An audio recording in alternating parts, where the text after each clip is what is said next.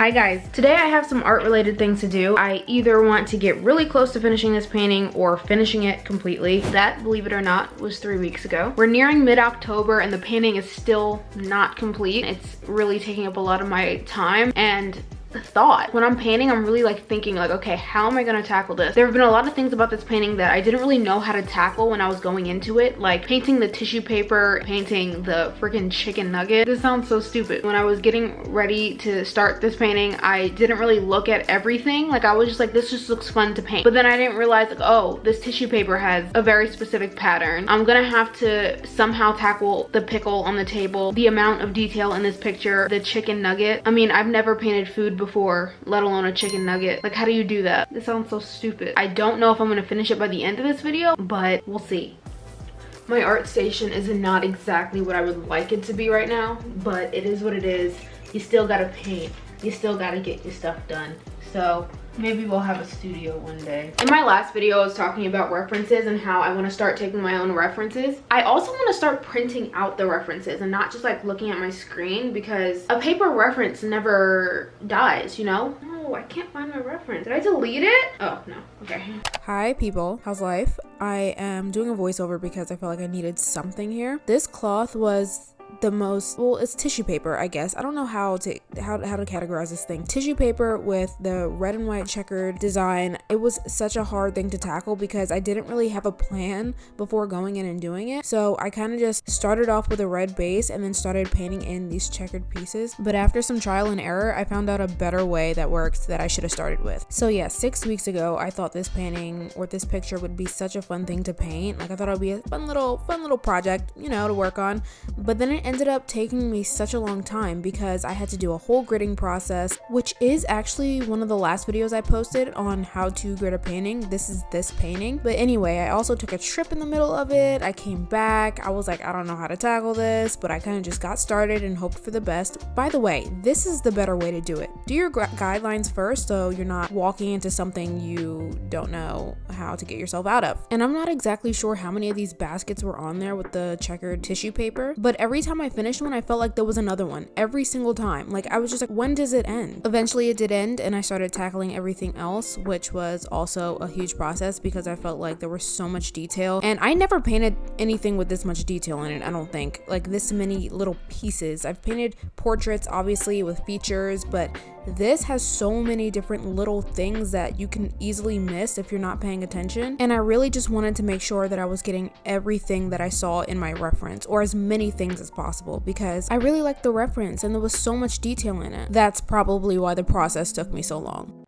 I am the biggest procrastinator ever. So I've been working on this painting right here for the last like 5 or 6 weeks, and it's been a journey. I've like learned so much just from painting this thing. I think I'm basically finished with it. The only problem that I have is with the background, and you're probably like, what background? Everything is covered. No, there is a background. Hold on, let me show you. That area right here and kind of on this side, I painted the background a nice soft pink color, but I don't think I like it. Like I don't think I like it because I feel like there's already enough like white and red throughout the painting that makes it look kind of pink. There's already enough of that, so like I feel like I need to change that color. It feels like it's too much pink. Ooh, I should use that color, that yellow. I should use that yellow and put it at the top.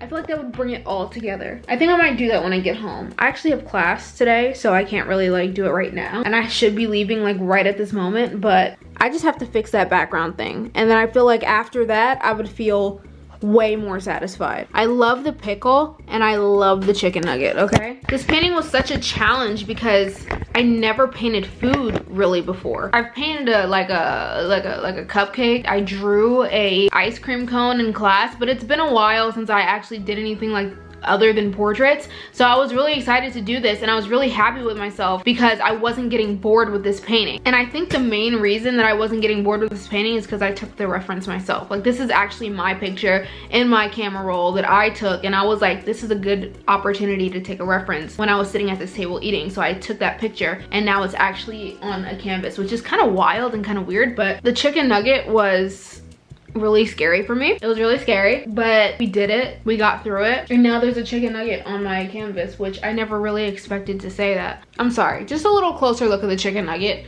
Come on, like that looks like a chicken nugget. There was only one left on the reference. I was like, maybe I'll draw some more chicken nuggets in there, but I was like, no. You know what? That looks like, that's good. And I think I almost want to call this an expensive meal because we were at SeaWorld and this little thing right here, actually, I'm gonna do a video where I explain this entire painting. But I did want to say that mac and cheese cost me like $10. The pickles were also $10. Expensive. For what? Pickles and mac and cheese? Don't get me started on the Uncrustable up there. There's an Uncrustable up there, okay? That Uncrustable was freaking expensive. It was like $9 for that Uncrustable. One. Imagine going into a full story time about this one painting. I feel like that would be interesting because I feel like there was a lot going on behind the scenes in the background in my mind that led to this painting. I decided to change the background. I went with my gut and changed it to that nice light yellow that the mac and cheese was. I feel like my teacher would be proud of me because it's like balance, you know? Yellow at the bottom, yellow at the top, kind of bring it all together. And I was like, okay, all right, my brain's working and I think I like it. And I think it being my actual reference that I took is in my camera roll makes it a little bit more special to me. And that's why I love this painting. I'm so late for class right now, but I did want to show you something. Hold on. I quite literally should be already halfway to class. Okay, what I want to show you is my painting and how far I got with it. It's basic, it's done. It's done. I think I said that before. It's done. I just changed the background to a nice soft yellow to kind of match that little mac and cheese at the bottom. The scraps of mac and cheese. I think I like it a little bit better. Someone suggested, I posted it on Instagram and I was kind of implying that I was unsure still. But someone suggested maybe using green for the pickle to balance out the top.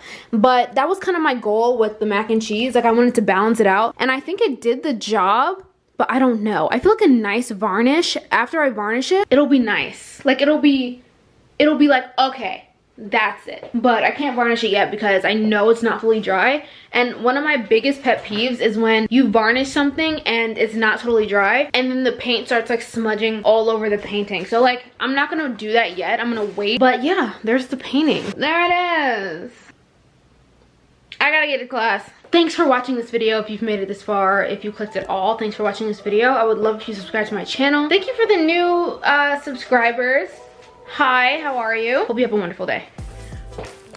My painting says, bye.